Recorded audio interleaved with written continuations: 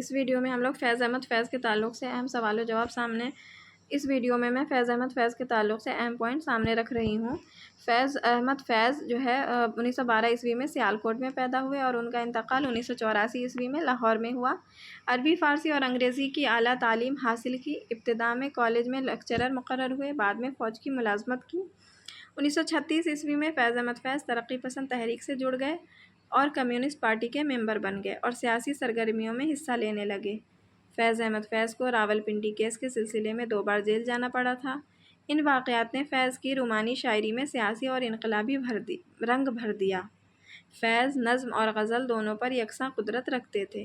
فیض کی شاعری کے مجموعے ان کے شاعری کے 7 مجموعے ہیں: دست صبا، دست تہ سنگ، سروادی سینہ، شام شہر یاراں، نقش فریادی، یہ ان کا پہلا شعری مجموعہ ہے۔ نقش فریادی، میرے دل میرے مسافر، زندہ نامہ، یہ تمام شعری مجموعے فیض احمد فیض کے ہیں۔ دست صبا، دست تہ سنگ، سروادی سینہ، شام شہر یاراں، نقش فریادی، میرے دل میرے مسافر، زندہ نامہ۔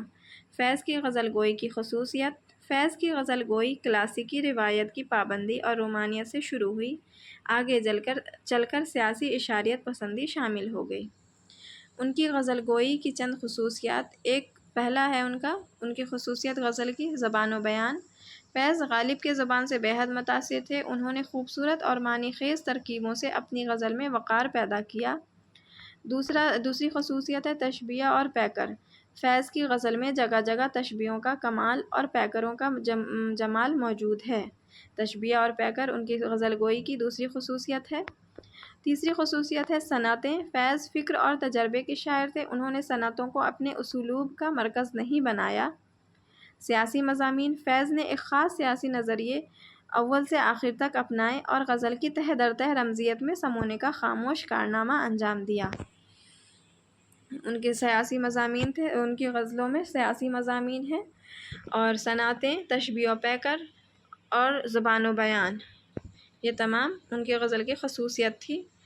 فیض ان کی پیدائش 1912 عیسوی میں ہوئی سیالکوٹ میں اور 1984 عیسوی میں انتقال ہوا اور 1936 عیسوی میں فیض احمد فیض ترقی پسند تحریک سے جڑ گئے تھے اور راولپنڈی کیس میں انہیں جیل بھی جانا پڑا تھا۔